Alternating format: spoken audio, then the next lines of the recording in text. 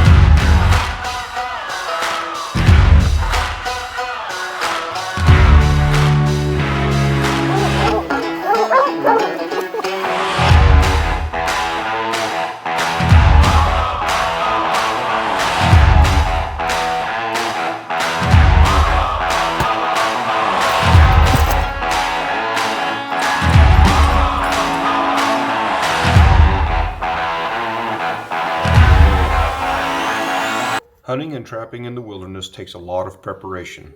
We start by sharpshoeing our horses and mules. Each horseshoe has to be drilled out so 4 tungsten ice corks can be welded on each shoe. Before the shoe is nailed onto the horse's hoof, an ice popper is placed between the hoof and the horseshoe and keeps snow from balling up under the hoof. The average horse or mule will get as many as 40 sets of horseshoes in their lifetime.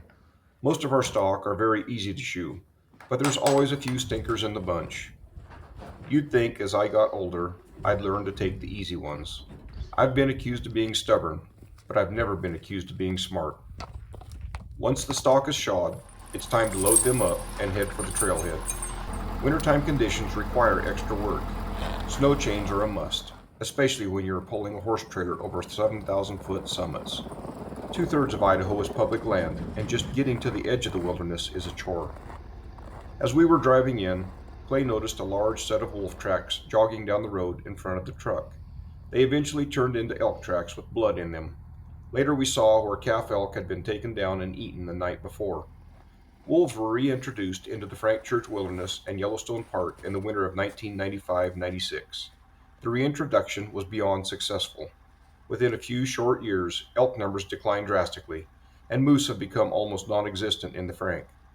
Wolves were delisted, and in Idaho we had our first wolf season in 2009. Since then, Idaho has worked hard to keep the ever-expanding number of wolves in check. Wolf advocates and environmentalists are quick to use the court systems to keep wolves on the endangered species list, but they never want to admit the destruction wolves have done to the ungulate populations. Unlike bears and mountain lions, which have 2 to 3 cubs or kittens every other year, wolves reproduce like coyotes and have multiple pups every year. We unloaded half the stock at the trailhead, then went back to town. The next morning, we brought in the rest of the horses and mules, and Charlie, Clay, and Sam started down the trail. It takes 2 full days of riding to get to our base camp in the middle of the Frank Church Wilderness. It is roughly 50 miles of steep, rocky trail and sore butts to the base camp. When Senator Frank Church carried the bill to make the Idaho Primitive Area a wilderness in 1980, he doubled the size of it. The Frank is roughly 100 miles by 100 miles and is the most rugged country I have ever experienced. Once the guides get to camp, the runway is cleared of snow so the planes can land with the hunters. Because we operate in wilderness, no motorized equipment may be used. This means that all firewood is cut with a crosscut saw. Crosscuts and axes are also used for trail maintenance. With camp chores done, the horses are saddled in anticipation of the hunter's arrival. What takes the guides 3 days to accomplish on horseback takes an airplane 30 minutes. Once that plane leaves, it is either riding a horse or walking, looking for cat tracks, using binoculars, and howling for wolves. The well-trained hound dogs follow along behind. While riding along, many elk, deer, and bighorn sheep are spotted. An old hound hunter told me one time that there is only one animal that makes a track like a cat, and that's a cat. Mountain lions place their feet gently and leave no drag marks, so their tracks are distinct in the snow. Once the track is found, the dogs take off, and then it's just a matter of getting to the tree. Sometimes that is easier said than done. No other dog in the world tries to please you more than a hound, but sometimes puppies can get underfoot. There is no greater thrill than listening to hounds when they are looking at their prey in a tree. Two front shoulders. Okay, that's where I'm at.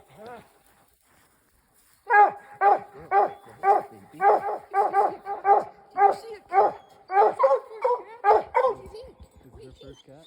Really? Oh. You were thinking I might be some back in the yard. That's awesome.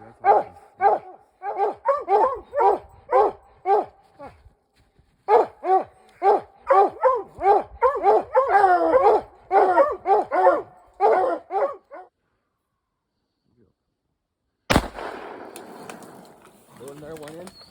Go in there, one in.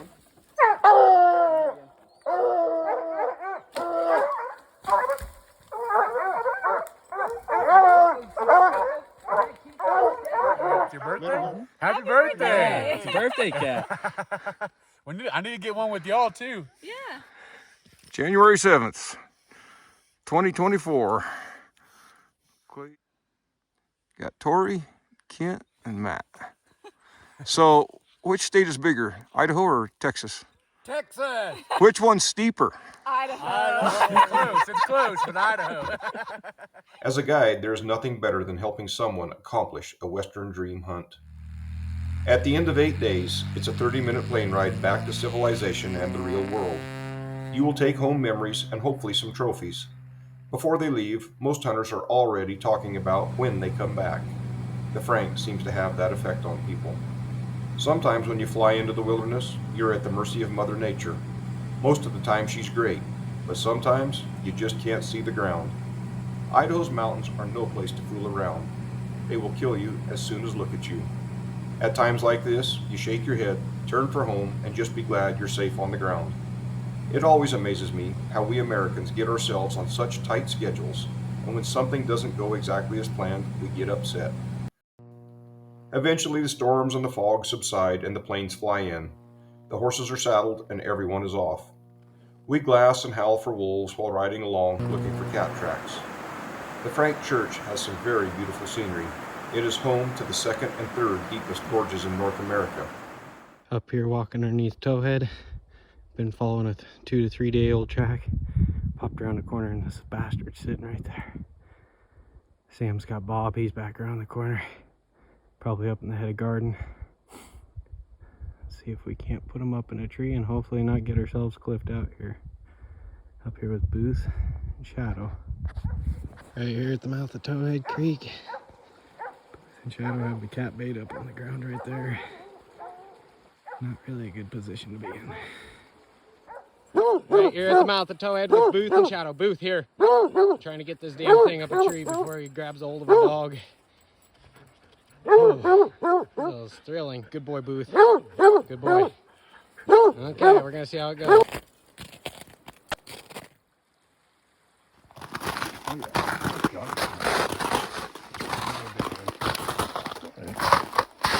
We can get a lot closer too. Every once in a blue moon, you'll come across a cat that will not treat. These cats can be deadly to hounds, so it is imperative that hunters make a good shot. Oh, we wanted Austin. That'll work. I mean,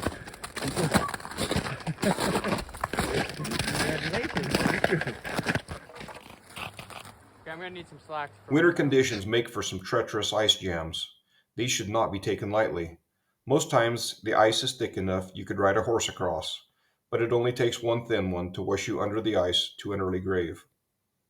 One of the coolest things about riding horses and mules is the steep terrain. Some of the cliffs can really make you pucker. It unnerves folks when their horse stops to eat grass along a 200-foot drop. Many hunters think they should get off and walk around the steep trails, but I've always felt that a horse with 4 legs is less likely to fall than a human with 2 legs. Horses may not understand the consequences of falling, but humans usually overthink it. No matter how tough the day is, camp is waiting with a wood stove, warm food, and a good night's sleep. The next day, everyone is back on the hunt. Guides, hunters, dogs, and horses were not deterred by anything. Flash almost killed me. Trails can be slick as ice builds up over creeks. We do everything we can to keep hunters, dogs, and horses safe, but it is wilderness, and with that comes risk. In this instance, Flash decided to follow Sam across a log instead of walking through the creek. If it weren't for the ice cleats on the sharpshoes, horses and mules would be sliding everywhere. Although wolves were reintroduced, mountain lions are native. 100 years ago, there was a bounty on the big cats, but because they are not susceptible to poison as a scavenger like wolves, they were never eradicated. Our hounds are a special part of our family. We spend a lot of time working with our dogs, and we walk them twice per day. We run Walker, Blue Tick, Black and Tan, and Catahoula, but one of my favorite breeds is a cross between an Airedale and a Border Collie. This cross combines the hound dog instincts of the Airedale to stay under a tree, while including the intelligence and loyalty of the Border Collie. No matter which breed of dog is your favorite, training young pups and watching their brains click when they figure it out is very rewarding. The hours you spend working with hounds will make it all worthwhile.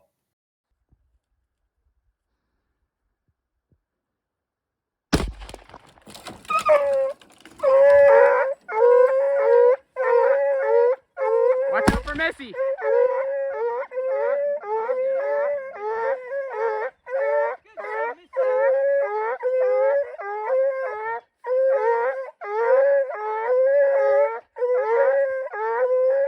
Sometimes you swear lions are non existent, but other times you tree a record book tom before you ever leave camp. During the Depression, my grandpa trapped to put food on the table. He taught my brother and I how to trap beaver and muskrat when we were in grade school. When my kids were little, I passed on that same tradition. Trapping wolves, coyotes, and bobcats is probably the best way to keep these predators in check. Idaho allows the use of both foothold traps and snares. Snares are much easier to haul around because they weigh less, but leg hold traps are better for making dirt hole sets and other sets using lures. Good predator management requires the use of both traps and snares. It's not a wolf, but it is a bobcat. It is a good cat too. I can't believe that. I just caught him in a big old wolf trap. Trapping laws in Idaho are stringent.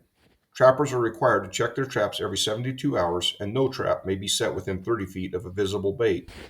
It's a big cat too.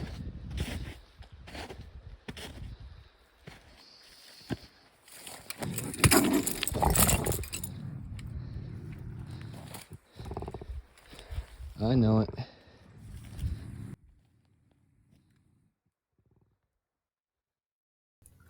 Even though bobcats are not as large as lions and wolves, they are hard on mule deer.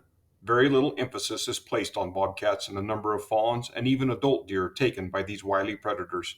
My worst fear is turning loose on a bobcat and having it drag the hounds close to wolves. In a match between wolves and hounds, there's no contest. Wolves win every time. Back on the trail, we found a great old tom track in fresh snow. The hounds stuck their noses in the track and the chase was on. Up here on February 8th in Muley Creek. Clay's hiking across from Marshall. He's down there. You got Sam up here at the tree. And then Dad and JD are walking up the hill. Looks like a pretty nice tom. So there's elk hair right here. And I think this is an old mine shaft right here.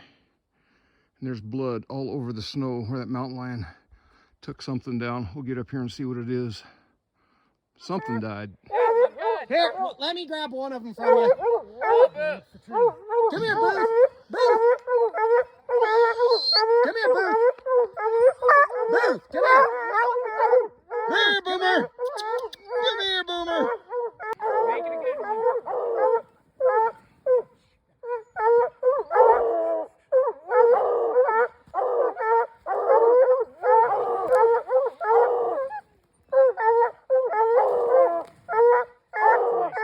Yeah, it is. It's a good cat.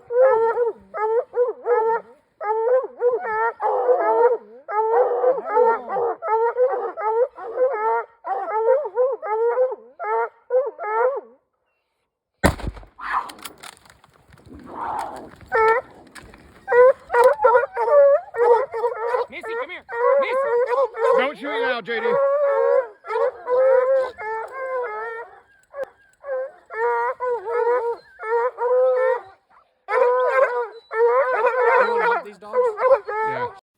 Even though it looked like the lion had killed an elk, the scared and slightly wounded raghorn bull watched from 60 yards away as JD shot the lion.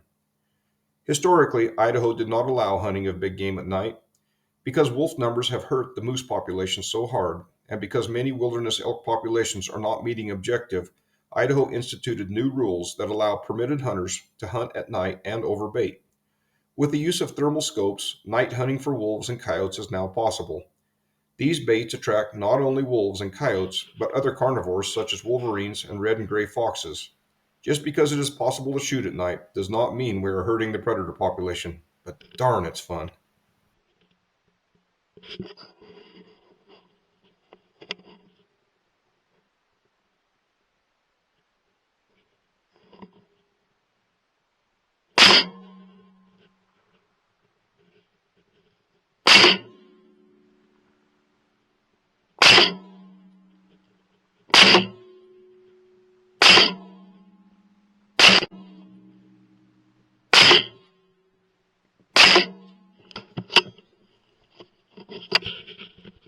As you can see from the video in the thermal rifle scope, coyotes are in no danger of going extinct, and wolves can be extremely wary, but we still manage to take a few.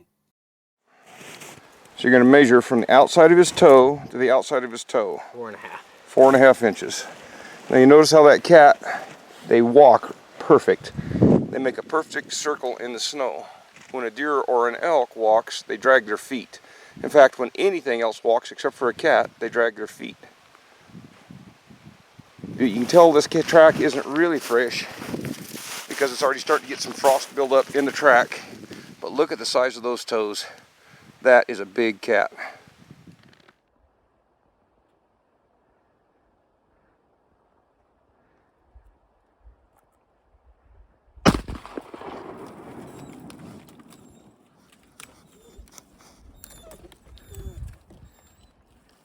Here you go, Steve. Go ahead and pull that one out. Put another one in just a touch higher. Yep, same thing again.